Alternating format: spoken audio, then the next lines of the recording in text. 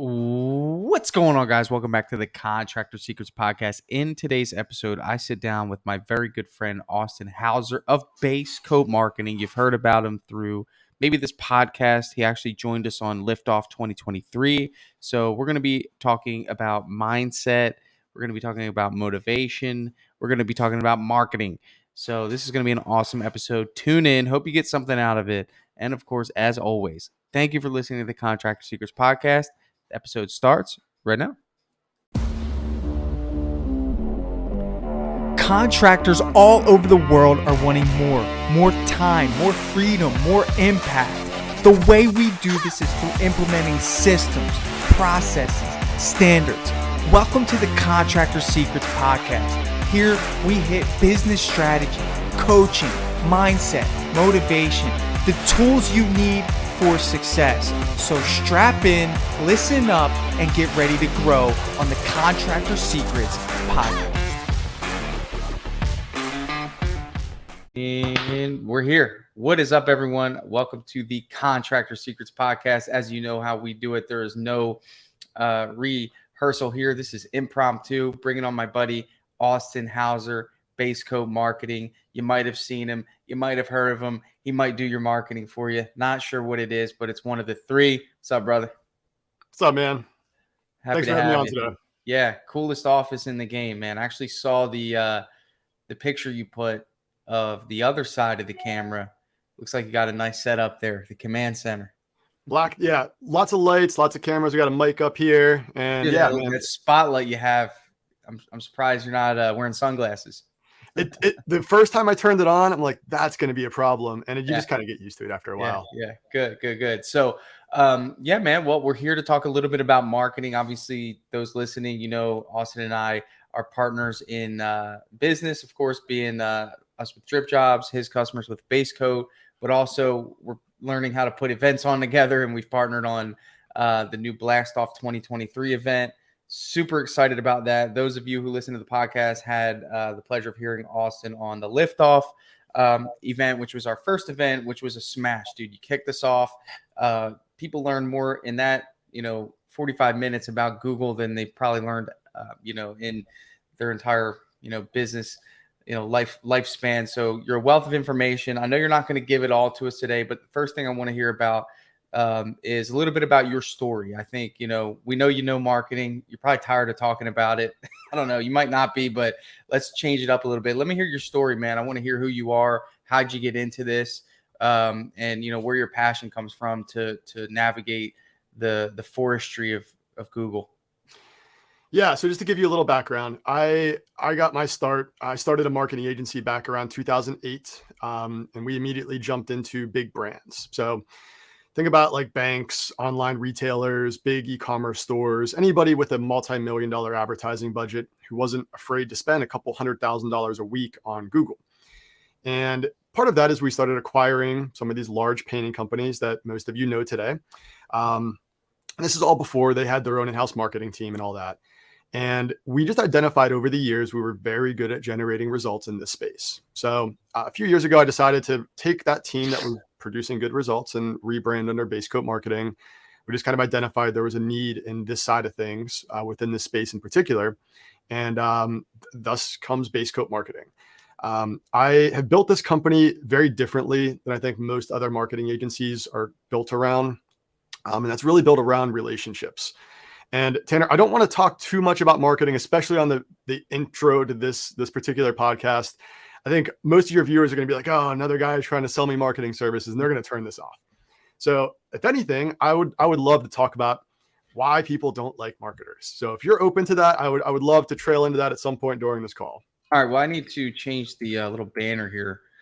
There you go. Let's make sure we stay relevant. So, I love that, man. And I think, back in 2008, the landscape is a lot different than it is now. I mean, we're talking about 14, 15 years of understanding the complexities and the changes that happen online. But the need has never changed. It's connecting buyer to seller. It's being the intermediate. It's positioning a company to be seen. And I don't know if you've heard, but I do free coaching. Most of those sessions require a sit down talk about the fact that it's not a shortage of people that want the services, it's a shortage of their exposure, right? So you found passion in that. What has been your experience in terms of business that, give me a kind of a synopsis of, and I know we don't want to get into too much marketing, and we'll get into this topic of why people don't like marketers, but what keeps you going in this space, man? I think you've seen companies go, transition into, having success from your services. I mean, what keeps you going? So I always go back to what gives you energy, what makes you wake up every day, what makes you want to show up and drive a team forward. And for me, again, that's just building relationships. And I think that's where most marketing agencies or most people in general just miss the mark entirely. Building relationships. Think about this. Any business owner, their business is just a reflection of them, right? Like all the people they put in there, the processes they put in place. It's just the person behind the scenes. That's them, their reflection. As a marketing agency, all we're doing is we're connecting that reflection of the business owner to the people that they want to serve.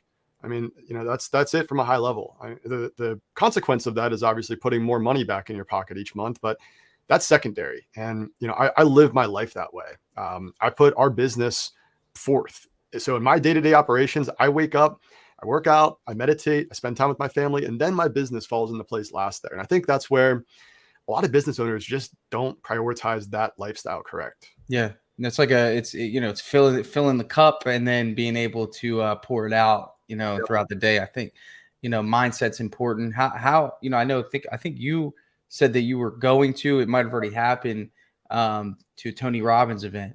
Are you big into personal development, and how has that played a big part in your journey? Man, business coaching, I mean, you do it every day, right? I cannot invest enough time and energy into self-improvement. And I think everybody should have that exact same mindset. I spend more on business coaching each month than I do on some salaries.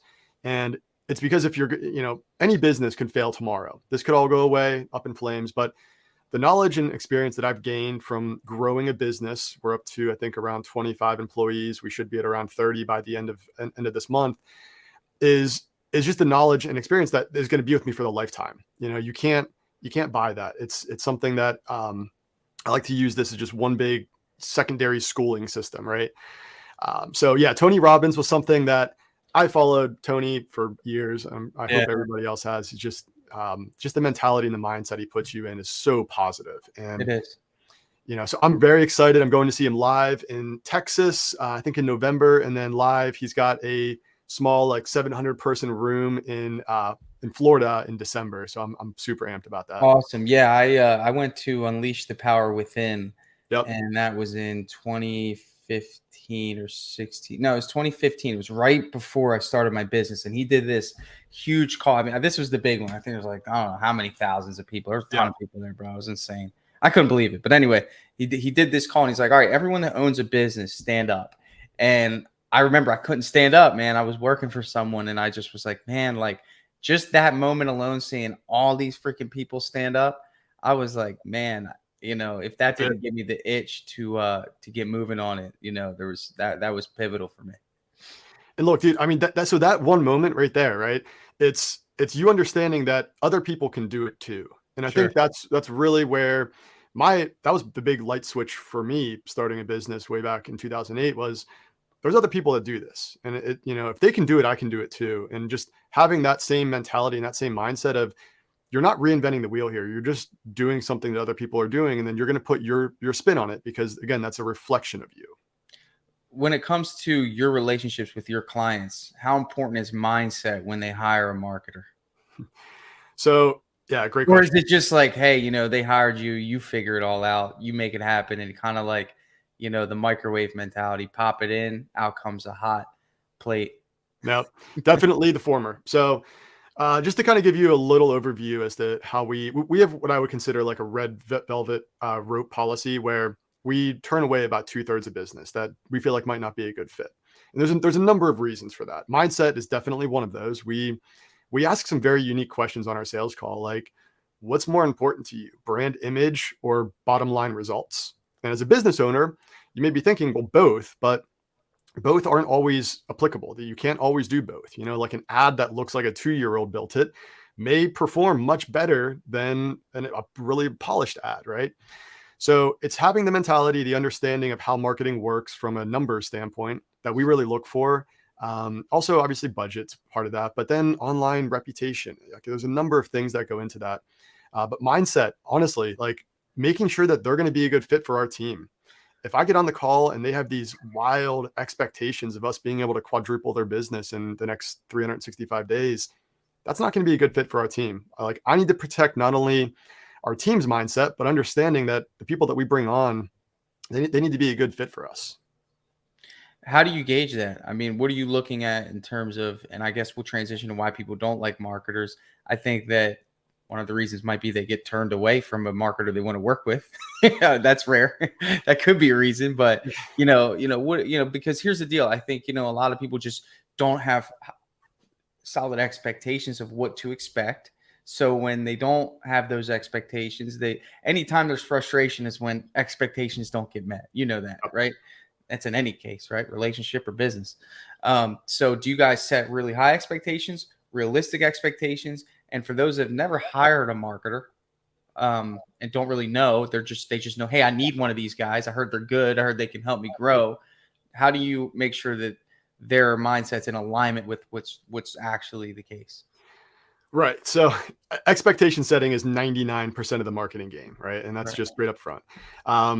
Any marketing agency or marketer that promises you X number of leads a month, run away from them as fast as possible. You need realistic expectations to be set. And part of that is understanding that every market is different and everybody's starting from a different starting point. We like to use the analogy of NASCAR. So picture, let's say that you own a painting company, you've been around for a year or two, and you got a guy who's been around for 20 years. Think about how many laps he's done out there, just, Right. lapping you over and over and over again, going 200 miles an hour. It's going to take you a while to get caught up. So if I'm a marketing agency guaranteeing both of those same people 100 leads a month, that is not going to be a realistic expectation. And so that's the first thing I want to just mention. The second thing is building relationships. And I keep going back to this. It's in our first core value on our website. If you want to go take a look at that, go to basecoatmarketing.com/about, and you'll see our core values. We have 5. And the first is people first. And it just comes down to asking questions. So how do we get to know whether that mindset and that their expectations are going to align with ours? Is we simply ask questions. And some of those are very detailed. Some of those are high level, and we let them just talk. But by the end of a 1-hour sales call, we have a pretty good idea as to whether they're going to be a good fit. And then we spend another 2 to 3 hours on an onboarding call, getting to know them at a very granular level. If your marketing agency doesn't spend that kind of time getting to know you, again, you should probably take your money and put it elsewhere. Interesting in terms of the business part of that, vetting out. Really at the core of it, you're vetting out your customers to protect not only them, to make sure that they're a right fit for the expectations that you set for your team, to make sure that your team doesn't get stressed out. So you're kind of doing a balancing act. I picture the elephant with the thing on his nose, Yep. with his foot up in the air, just making sure everything is at an even keel. But on the flip side, we work with painting contractors, of course. Why aren't they doing it with their customers? And it will almost be, in the sense, like we talk about sometimes people who take on jobs that aren't for them just because, right? Yep. And then there's this perpetual cycle of stress that occurs in business. Now, this is just marketing aside. This is painting aside. This is just good business practice to vet customers. What are your thoughts on that? Absolutely. So we have our ideal customer profile, right? And I think everybody needs that. They're ICP, and it is so important to just understand who you like working with. Again, your business is a reflection. So who do you like talking to? Who do you like doing work for? Those are the kind of people that are going to produce the best results, or you're going to produce the best results for them. And then they're going to be the happiest customer possible. For you taking on a job that's going to stress you out, nobody's going to be happy in that situation. Like if you take on an office building and you've never painted one before, probably, maybe temper expectations there, whether that's going to be timeline or the quality of work, whatever that looks like. You need to temper expectations. Never overpromise. That's never going to be the right path. We know exactly who we like to work for, or who we like to work with. And I think every business owner needs to do the exact same thing. It's so important. I think, when it comes to marketers, I think there's this, I don't know if it's a wave or it's just survivability, that coaching needs to come into play. at some way or another, and what are your thoughts on that? I mean, do you feel like that's your place to be doing the coaching? Do you feel like it's a nice add-on, or do you feel like that's accommodating for something else that's missing? What are your thoughts on that? Because it's becoming more and more popular for It marketing is. to be doing coaching. It's actually like, it's almost like hey, you don't do coaching? Yeah, exactly. No, you're absolutely right. And I think Funny, my marketing company for Dripjobs doesn't coach me at all. They don't like yeah. they coach me on let me know when the payment's coming out. Yeah. Yeah. See, we don't offer coaching. And the reason is, again, that goes back to who we like to work with. And we like to work with those who have an established process, know how to sell, know who they like to sell to. And we fit in that profile very nicely. Sure. When we start dealing with coaching, we start getting outside of our realm as to what we should be doing for our clients. Our job is to get their phone ringing with high quality leads and to drive them new business that they would not have had otherwise, and more so to establish and cement them online as the industry leader in their market. We primarily focus on SEO, organic growth. I know we talked about all this during that liftoff event, and I'm going to be going deep into some of these things on the blastoff event coming up at the end of this month. But yeah, I mean, look, that's really what it comes down to, man. It's not rocket science here. Yeah. I think, for you from a marketing perspective, it's good that it seems like you're linear, right? You stay, and you're tried and true. 2008, man. I was you started a business in 2008. Yep. 2008. What was I doing in 2008? I think I was in 10th grade. So, I was not thinking about starting a marketing business. Should have probably, but that wasn't the case. So let's pivot here. I know we're going to get into a little bit, I want to hear your thoughts on why people don't like marketers, but you have an interesting story, man. We haven't talked about this, one-on-one, but you had a pretty serious thing happen to you. How has that shifted? And you could, if you want to elaborate to the extent of which you want to, however comfortable you are, but when that happened, man, dude, like, how does a high performer, which I believe that you are, man, you're a high performer. And I know this, just how you conduct business because you do my marketing, but it was a really solid, top to bottom, beautiful process. You operate at a high level, however many employees you had at the time. How did you handle that situation? I'd really love to hear that story. Yeah. So last year, February, I don't know, sometime in February, I was diagnosed with a brain tumor. And that was like, I had recently launched Base Coat Marketing at that time. And it was, like I said, a rebrand. We basically took a lot of our team from my legacy agency, what was called Hauser Media, still around today, and put them on Base Coat Marketing. And that was my new venture that I was going to start. I took a lot of capital out of that company, reinvested it over there. Within a couple months of me doing that, I was diagnosed with a brain tumor. And it was the most life-changing. Yeah, it's the most life-changing at 34, I think it was. The most life-changing diagnosis you can receive. Now, what's interesting is my wife works in radiation oncology. So radiation for cancer patients. And my immediate thought was, well, I'm just going to go to my wife and she's going to zap me with some protons and I'll put this thing to bed. And, if you ever want to feel humbled, go sit in a doctor's office full of doctors reading off statistics to you for an hour. It'll make your head spin. And they did. And it was one of those decisions where they're like, you're too young for radiation. You will develop brain cancer in the future. Fortunately, what I was diagnosed with was not cancerous. But it still grows right by your brainstem. So the surgery that I was looking at was about a 5-hour procedure where they just dig around your brain and rip that thing out. And the numbers that they were reading off were life-changing numbers. Like, you don't have a 0% chance of coming out without some sort of an issue after that. Whether that was death or, the biggest one was hearing loss. And I got to walk away with a fun scar, which is cool. But at the end of the day, this is all about mindset. And I just cannot go back to this enough. Was just determining how I wanted to proceed or how I wanted to attack this. So after the hardest decision of my life was determining that we were going to do surgery. And I flew out to California, met with the best doctor in the entire world for this typical or for this procedure. It's not your arm or your leg, right? We got that surgery on the books, and I was determined to get in the best physical and mental shape of my entire life going into that. Came out feeling pretty bad. Had to learn how to walk again, came down with meningitis, and we were on about a 6-month recovery path after that last year. Smokes. So that was last year. Last year sucked. This year's much better. But you learn from that, right? I mean, that's Yeah. something that you want to talk about having a gun to your head.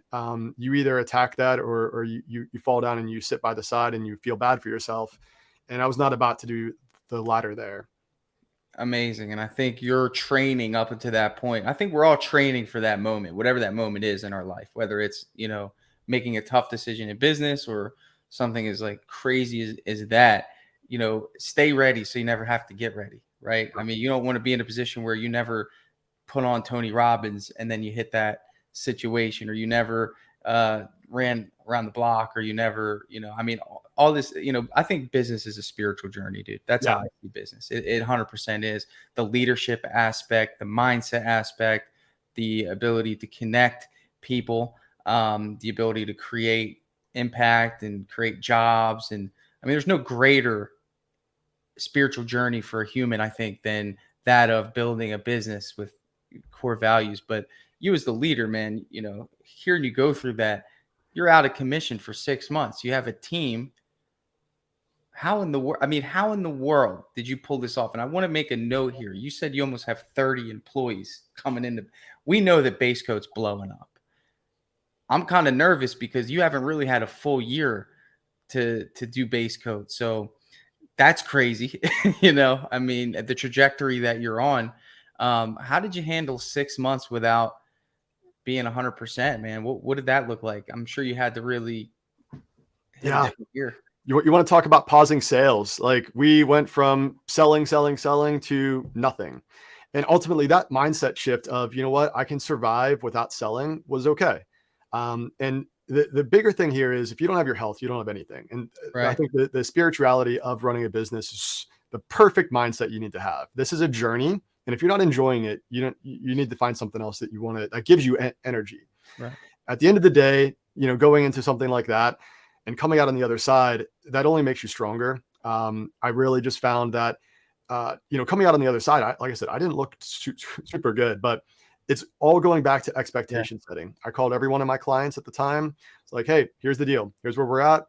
I'm letting you out of your contract. You can either stay with us and weather the storm, or, we'll part ways. And we, knock on wood, today, we have not lost a single client. And I really just go back to the fact that we look at building relationships, and, we're going to be honest with you about everything that we're doing. But yeah, coming out on the other side of that, it was, it was one of those things that within a couple of weeks, I was back on my computer. I can work. I just couldn't walk.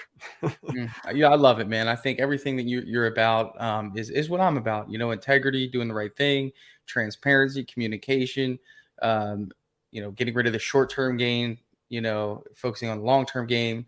I was listening to, have you ever listened to Myron Golden? Yeah. Phenomenal, dude. So good. Have you listened to any of his Bible studies or anything like that?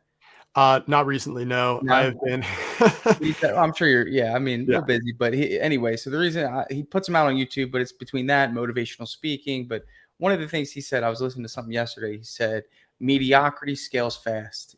He said, average scales fast. Okay scales fast. It'll scale, he was talking about this principle where, 50% of the workforce, like if you have a sales team of 100 people, it was like 10% of those individuals will account for 50% of the sales. And it was just this law of saying that, like, mediocrity is average and all these things. But where I'm getting at with this is, like, excellence is incremental. And I think that in order to be excellent, you can't take on every client. You can't take on every opportunity. You can't take on and just, say, hey, I'm going to get you X amount of leads per month just to get someone to sign on, just to get them, going. You really have to embody this. And that's what gets you through the storms of life and business. It really is. I look back in the last 7 years of owning a painting business, man, there were so many times that I had to rely on my team members that I've nurtured relationships with for years, and treated them as if, they were family. So, I mean, there's just so many things there. I mean, I look at people who say that it's so hard to find employees, but you're looking at how you're trying to scale something that requires long-term relationship building, at least that's been my experience. Totally.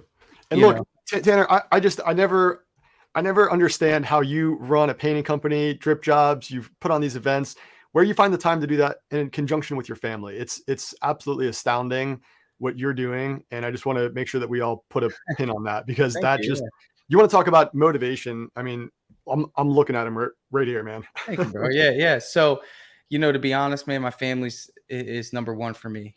Most of the motivation behind this, I work as hard as I can, but I build my business around my life. I don't build my life around my business. I could care less about any of that if my family was in jeopardy. I'd get rid of it all. I could care less. But there's some motivating factors. There's a big why for me. The why for me is, number one, I wanted my wife to be with the kids. That was one of our goals, and it's like, how do we accomplish that? Well, we got to make sure finances are in order. So how do I accomplish that? Be resourceful, right? So, be resourceful, work hard, get it, I wanted to retire my wife. That was one of my things. I wanted to give her the option to work. If you want to work, go work. But if you don't, then hey, guess what? It's your choice. There's nothing in life in America greater than having a choice.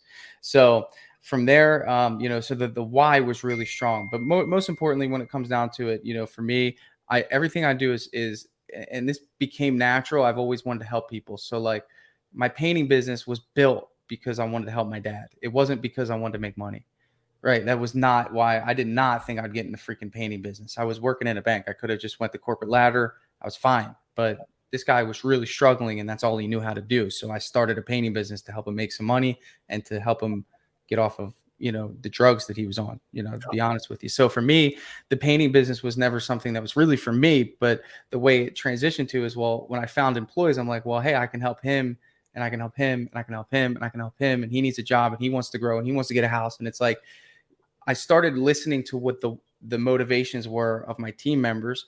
And then I would hold them accountable. I'm like, you're here because you want to make money, but you're also here because you said that you haven't had an opportunity to purchase a house and you're almost 50, So how can I put you in a position to do that? And what's interesting is probably the same thing, but I'm just spitting it out there, is that I'm in a bunch of places right now at once. I'm sitting here with you, but I'm also, my spirit and my energy and my standards are being duplicated on 3 different jobs right now. 4, actually. I have 4 jobs going on right now. And there's some Dripjobs demos happening right now. And there's an onboarding happening right now. All of these things that I once occupied in a role that I created a system around, and then found people to operate in alignment with how I do it. So although I'm here with you, I'm in multiple places at once. That's right. And I don't have anything for the blast off event. I pretty much spearhead that. That takes a lot of time, but I think we've got it now. Yeah. But family, last part, you said family, and that's important. So for me, family, I shut my phone off at 5 o'clock. In most cases, it goes on airplane mode. Yep.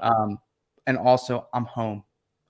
If the kids need me, my kids knock on the door, I do my best to stop what I'm doing, go out there. These moments I won't get back. I build my business around my life.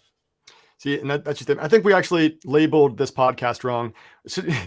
Should be something more about mindset here with the way we're going. But no, I just wanted to touch on that one point you mentioned about knowing your team. Sure. One of the questions we ask every single employee that we hire is, what's your why? Why are you here? Right. And we actually label that. Take 5 minutes, close your eyes and think about it, and then answer.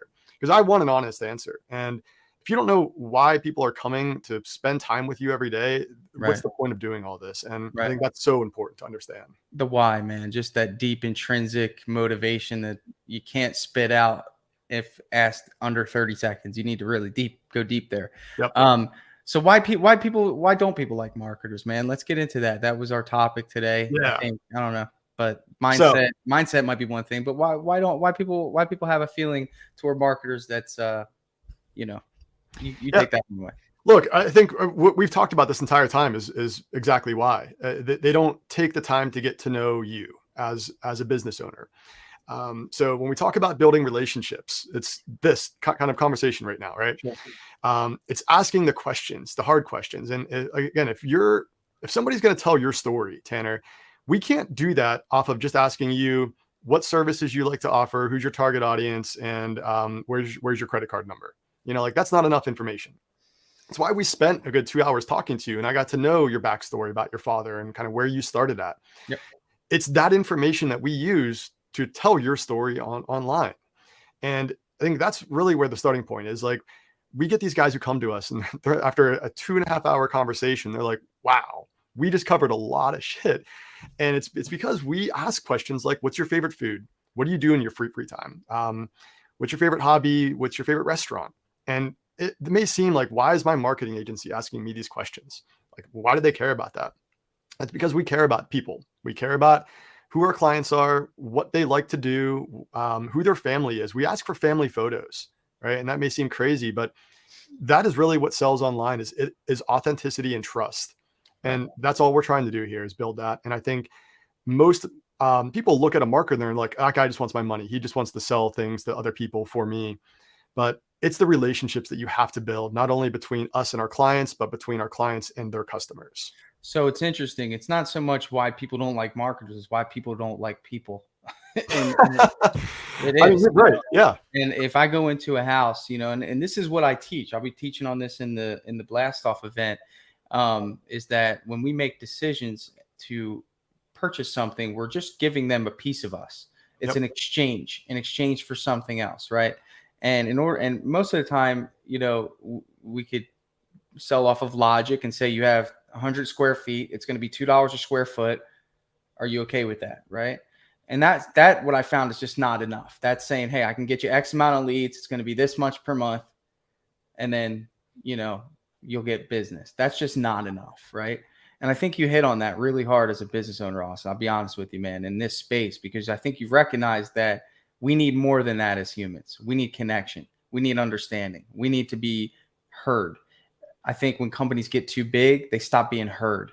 They don't have systems in place to hear and to care, right? So when you look at it from the perspective of asking all these questions in the house, when I'm doing my painting estimates, I don't know if you've probably heard this. What's the story? Okay. Yep. Why am I here? Tell me the backstory that brought me to this place. You can go as far back as you want. Yep. Right. I just want to get my house painted. No kidding. I just want to get some leads. No kidding. Why? What is how did you start? So, and what that does is it breaks down that barrier, right? It's like, okay, now we're on an even keel. And then you maybe hear my story, how I got started in the painting business. And then I hear your story, how you got started as a marketing firm. And we find that at the core of it, we're just two individuals that cross paths that have now a deeper understanding of intent. And that's usually what stops people from moving forward is intent. If the intent is pure, in most cases it is, then there's a connection. If it's, if the intent is questioned, then there's hesitation. So it's funny you say that. So the marketing company that I have with Dripjobs, and part of it is because I don't have a good relationship with this software marketing company, and they've done an okay job. And that's the problem. It's been okay. And we've gotten to a position where I said, I'm making all the creatives, and that wasn't the agreement. They give us a set of creatives to run ads on. So every time we do our monthly meeting, we go over, stats. Of course, our stats are off the charts, but to be honest, we're doing most of that. It's one of those things, it's like they really aren't serious about understanding what they're bringing to the table. It's more so, hey, you guys had this many signups. Okay, well, what about all of our word of mouth and all the things that we're generating? I mean, so there's some hesitancy there, to see who's actually bringing it to the table. So lack of transparency. And I think that's important for a marketing, company is to be like, hey, we brought you these leads, just so you know, so there's a little bit of hesitation there. So anyway, last 3 meetings we had, I said, hey, could you guys please work on some creatives to supplement what I'm putting out there? And let me see what you guys come up with. So 2 months go by, nothing. I sent an email yesterday. I said, hey, listen, guys, it's been 3 months. I asked for some creatives. This is, kind of ridiculous because at this point, it seems as though I only get things when I pester you about it, which isn't really the best way to do business. You guys are Inc. 500 marketing firm. Yeah. End of the day, they say, oh, sorry, we were working on your creatives. I should have done a better job of communicating. Here's the creatives. Dude, let me tell you something. They threw these creatives together in under an hour. They were using screenshots of Dripjobs when I first put it out 2 years ago in the creatives. And I thought to myself, this company does not want to get to know me, and they don't want to get to know our product. And what you're telling me and what I'm gathering from what you're saying is that your job is to represent the individual that you're doing marketing for as if they were putting out the marketing. Think of a marketing company or a marketer as like a loudspeaker. it's a game of phone. You're telling me your story. And Tanner, I don't know if you recall your onboarding call. The first question we asked was, tell me your story. And and we leave that open for as long as you could talk for 2 hours. Good, by the way. Everyone loves telling their story, man. Yeah, dude. It feels so good, right? To talk about yourself and everything you've done. And awesome. Let me get all this out.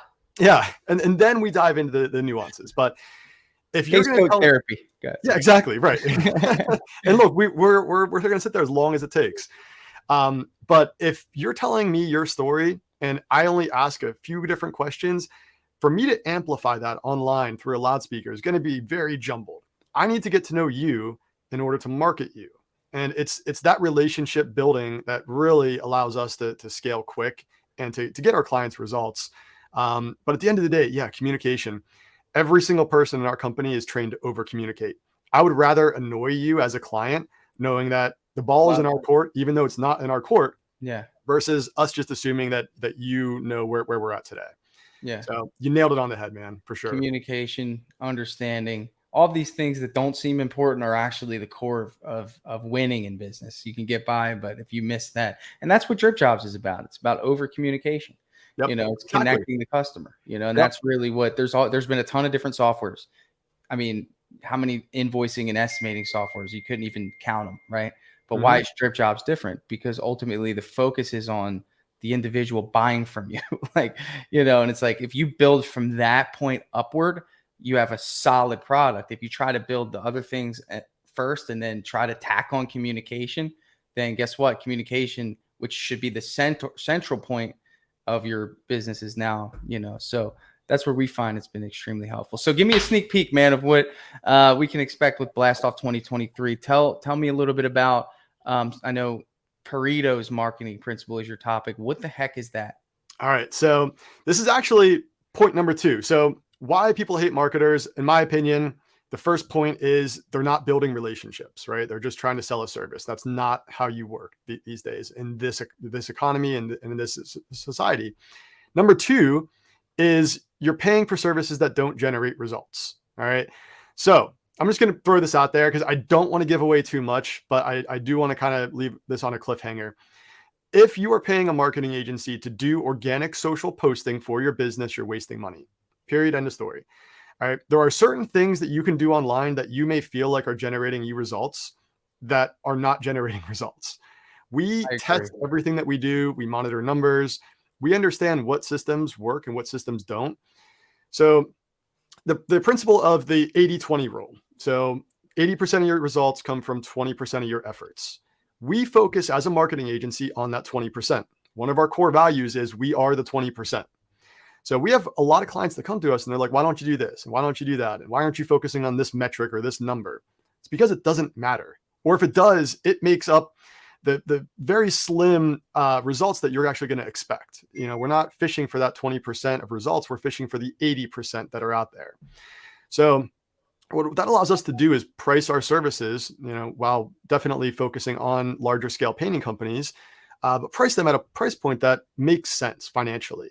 And that we're only focusing on those results that actually generate the results. And that's what I'm going to be talking about on Blast Off 2023 is what actually works online today, where to focus your time and energy, where to start, and then where to really focus your time long-term. I'm in.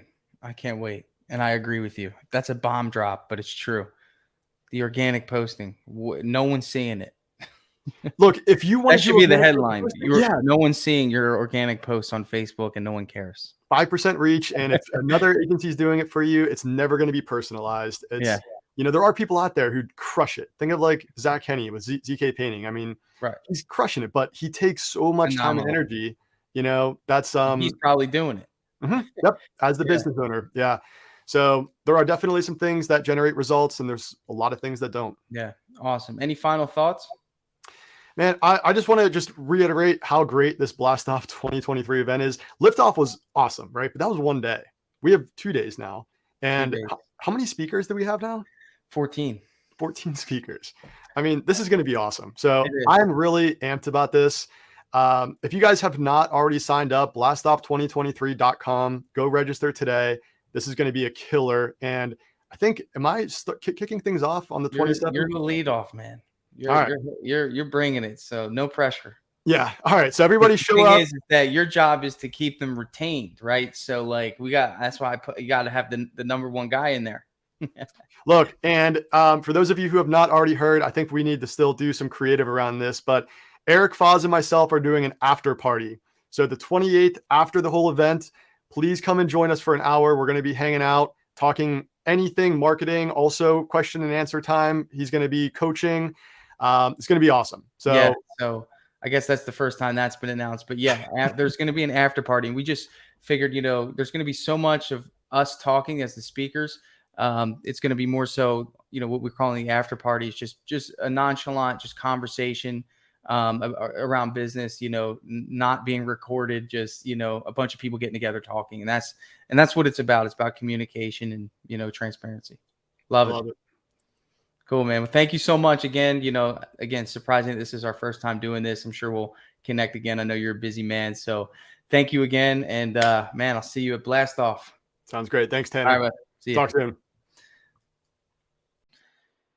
If you enjoyed that episode, join me at Blast Off 2023. That's right. We are putting on the largest online event for painting contractors, and it starts June 27th. It's actually a 2-day event, June 28th. Blast Off 2023. I hope to see you guys there. If anything, go to the website, check out the lineup. We have some really amazing speakers coming. The event is fully mobile. That means that you have no excuse not to come. You can listen on in your car. You can listen on the beach. You can listen on vacation. I don't care where you listen. Just tune in, listen in, and you're going to get some strategy. You're going to get some insights. You're going to hear from people like Austin. Most of the people that are speaking have been on this podcast before, have shared their wisdom and knowledge, but now it's in a focused environment. Now you're going to be able to really hear what they have to say in a structured way. It's going to give you some tools, tips, advice. That's why you're here listening to this podcast, is to get that competitive edge, to hear something that might spark your creativity or help you make a tough decision or help you make a better decision when something comes up in the future. That's what this is about. So hope to see you at Blast Off 2023. And of course, you can register and grab your ticket at blastoff2023.com.